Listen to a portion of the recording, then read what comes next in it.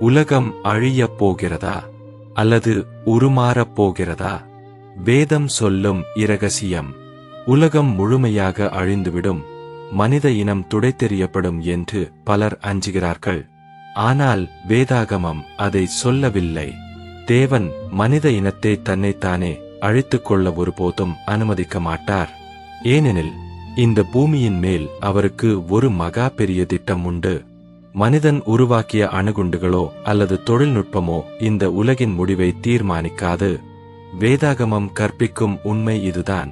கிறிஸ்து மீண்டும் வருவார். அவர் இந்த பூமியில் நீதியுடன் ஆட்சி செய்வார். இயேசு நமக்கு கற்றுக் கொடுத்த ஜெபம் வீண் போகாது. மத்தேயு 6:10 உம்முடைய ராஜ்யம் வருவதாக, உம்முடைய சித்தம் பரலோகத்திலே செய்யப்படுகிறது போல பூமியிலேயும் செய்யப்படுவதாக.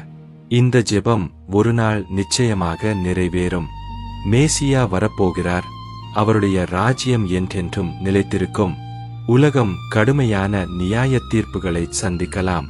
மனிதன் உருவாக்கிய தொழில்நுட்பமே அவனுக்கு எதிராக எழலாம். ஆனால் கவனி, பிரச்சனை அணுகுண்டுகளில் இல்லை, அதை உருவாக்கிய மனிதனின் இதயத்தில் இருக்கிறது. குண்டு தானாக வெடிக்காது, அதை வெடிக்கச் செய்வது மனிதனின் வன்மம். ஆகவே ஆயுதங்கள் மாற வேண்டிய அவசியமில்லை, மனிதன் மாற வேண்டும்.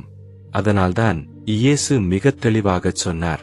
யோவான் 3:3 ஒருவன் மறுபடியும் பிறவாவிட்டால் தேவனுடைய ராஜ்யத்தைக் காணமாட்டான்.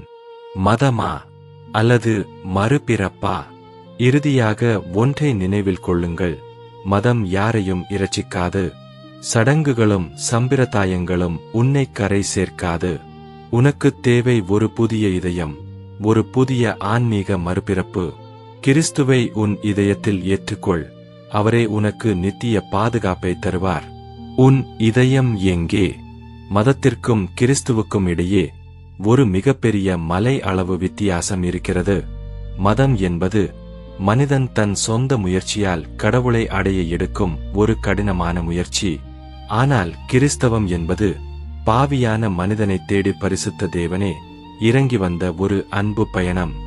மதம் விதிகளை பேசுகிறது, கிறிஸ்து விடுதலையை பேசுகிறார். இயேசு அன்று பரிசேயர்களை பார்த்துச் சொன்ன அதே எச்சரிக்கை இன்றும் நமக்கு பொருந்தும். லூக்கா 16:15 மனுஷருக்கு முன்பாக தங்களை நீதிமான்கள் என்று காட்டுகிறவர்கள் நீங்கள், தேவனோ உங்கள் இருதயங்களை அறிவார். மனுஷருக்குள்ளே உயர்வாக மதிக்கப்படுகிறது, தேவனுக்கு முன்பாக அருவருப்பாயிருக்கிறது. ஆம், ஒருவன் மிகப்பெரிய மதத் தலைவராக இருக்கலாம், சபையில் உயரிய பதவியில் இருக்கலாம், ஊரே அவரை போற்றலாம். ஆனால் உள்ளத்தில் உண்மையில்லாமல், கிறிஸ்துவோடு உறவில்லாமல் அவன் வெறும் வேஷக்காரனாக இருக்க முடியும். வெளியே தலைவர்களாக தெரிந்தாலும் உள்ளுக்குள் இயேசுவுக்கு முன் என் நிலை என்ன என்று தெரியாமல் தடுமாறும் பலர் இன்றும் சபைகளில் உண்டு. ஆனால் வேதாகமம் உனக்கு ஒரு உறுதியான நம்பிக்கையை தருகிறது. நான் இரட்சிக்கப்பட்டவான? என் பாவங்கள் மன்னிக்கப்பட்டதா? நான் இறந்தால் பரலோகத்திற்கு போவேனா? இந்த கேள்விகளுக்கு உன்னால் இன்று ஆம் என்று உறுதியாக பதில் சொல்ல முடியும். வேதம் சொல்லுகிறது. 1 யோவான் 5:13 தேவனுடைய குமாரனுடைய நாமத்தின் மேல் விசுவாசமாயிருக்கிற உங்களுக்கு நித்திய ஜீவன் உண்டென்று நீங்கள் அறியவும் இவைகளை உங்களுக்கு எழுதினேன். இரட்சிப்பு என்பது ஒரு யூகமல்ல, அது ஒரு உறுதி. உன்னை தேடி வந்த கிறிஸ்துவை உன் இதயத்தில் ஏற்றுக்கொண்டால் உன் பாவங்கள் மன்னிக்கப்பட்டது என்பதையும் நீ பரலோகத்தின் வாரிசு என்பதையும் பரிசுத்த ஆவியானவர் உன் ஆத்துமாவுக்குள் உறுதிப்படுத்துவார். மதத்தின் சடங்குகளை விட்டுவிடு. மாபெரும் இரட்சகரை உன் இதயத்தில் பற்றிக்கொள். உன் இரட்சிப்பு என்பது ஒரு யூகமோ அல்லது சந்தேகமோ அல்ல, அது நீ ஆணித்தரமாக அறிந்து கொள்ளக்கூடிய ஒரு மாபெரும் சத்தியம். அப்போஸ்தலனாகிய பவுல் சிறைச்சாலையில் மரணத்தை எதிர்நோக்கி இருந்தபோது கூட மிகுந்த தைரியத்தோடு சொன்னார். 2 தீமோத்தேயு 1:12 நான் விசுவாசித்திருக்கிறவர் இன்னார் என்று அறிவேன். நான் அவரிடத்தில் ஒப்புவித்ததை அவர் அந்த நாள் வரைக்கும் காத்துக்கொள்ள வல்லவராயிருக்கிறார் என்று நிச்சயித்துமிருக்கிறேன். அவர் ஏதோ ஒரு கற்பனை தெய்வத்தை நம்பவில்லை. தான் யாரை விசுவாசிக்கிறோம் என்பதை அவர் தெளிவாக அறிந்திருந்தார். அதேபோல அப்போஸ்தலனாகிய யோவானும் தன் நிருபத்தில் மிகத் தெளிவாக எழுதியுள்ளார். 1 யோவான் 5:13 தேவனுடைய குமாரனுடைய நாமத்தின் மேல் விசுவாசமாயிருக்கிற உங்களுக்கு நித்திய ஜீவன் உண்டென்று நீங்கள் அறியவும் இவைகளை உங்களுக்கு எழுதினேன்.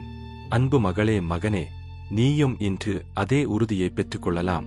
உன் வாழ்க்கையின் ஒவ்வொரு பாவமும் இயேசுவின் இரத்தத்தால் கழுவப்பட்டு மன்னிக்கப்பட்டது என்பதை ஆத்துமாவில் உணர்ந்து இன்றிரவு ஒரு குழந்தையைப் போல அமைதியாக உறங்குவது எவ்வளவு பெரிய பாக்கியம். ஒருவேளை இன்றிரவே உன் உயிர் இந்த பூமியை விட்டு பிரிந்தாலும் நான் என் இயேசுவோடு பரலோகத்தில் இருப்பேன் என்கிற அந்த அசைக்க முடியாத நம்பிக்கையுடன் வாழ்வதுதான் ஒரு கிறிஸ்தவ வாழ்க்கையின் உண்மையான வெற்றி. மரணம் உனக்கு ஒரு பயமல்ல, அது உனது நித்திய வாழ்வியல் வாசல். இந்த உறுதியை இன்று நீ பெற்றுக்கொள்ளத் தயாரா? இப்போது உங்கள் கண்களை மூடி உங்கள் இதயத்தின் ஆழத்தில் ஒரு வினாடி தேடி பாருங்கள்.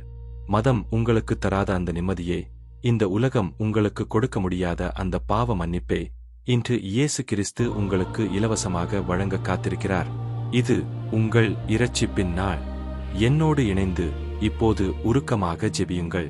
அன்பு தகப்பனே, இதோ உம்முடைய வார்த்தையை கேட்டுக்கொண்டிருக்கும் பிள்ளைகளுக்காக நான் மன்றாடுகிறேன். ஆண்டவரே, மதம் என்கிற சடங்குகளுக்குள் சிக்கித் தவிக்கும் இவர்களுடைய ஆத்துமா இன்று ஒரு விடுதலை அடையட்டும்.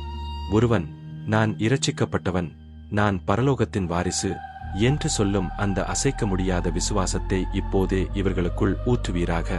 பவுல் அப்போஸ்தலனைப் போல நான் விசுவாசித்திருக்கிறவர் இன்னார் என்று அறிவேன் என்று இவர்கள் இன்று ஆணித்தரமாக அறிக்கை செய்யட்டும். இயேசுவின் நாமத்தில் இப்போதே கெஞ்சி கேட்கிறேன். தகப்பனே, இவர்களுடைய ஒவ்வொரு பாவத்தையும் உம்முடைய விலையேறப் பெற்ற இரத்தத்தால் இப்போது கழுவித் துடைப்பீராக. என் பாவம் மன்னிக்கப்படுமா என்று ஏங்கும் இவர்களுடைய இதயத்தில் இப்போதே ஒரு தெய்வீக அமைதியை பொழிவீராக. ஆண்டவரே, இன்று முதல் மரண பயம் இவர்களை விட்டு அகலட்டும். இன்றே என் உயிர் பிரிந்தாலும் நான் என் இயேசுவோடு இருப்பேன் என்கிற அந்த பரலோக நிச்சயம் இவர்களது சுவாசமாக மாறட்டும். இனி இவர்கள் அலைந்து திரியும் அநாதைகள் அல்ல, இவர்கள் உம்முடைய ராஜ்யத்தின் அரசகுமாரர்கள் மற்றும் அரசகுமாரிகள். இன்றிரவு என் பாவங்கள் மன்னிக்கப்பட்டது என்கிற அந்த திருப்தியுடன் இவர்களது கண்கள் ஒரு குழந்தையைப் போல அமைதியாக உறங்கட்டும். இவர்களது வாழ்க்கை வெறும் மதமாக இல்லாமல் உம்மோடு கொள்ளும் ஆழமான உறவாக மாறட்டும். இயேசு கிறிஸ்துவின் அதிகாரமுள்ள நாமத்தில் ஜெபிக்கிறோம் பிதாவே. ஆமென், ஆமென், ஆமென்.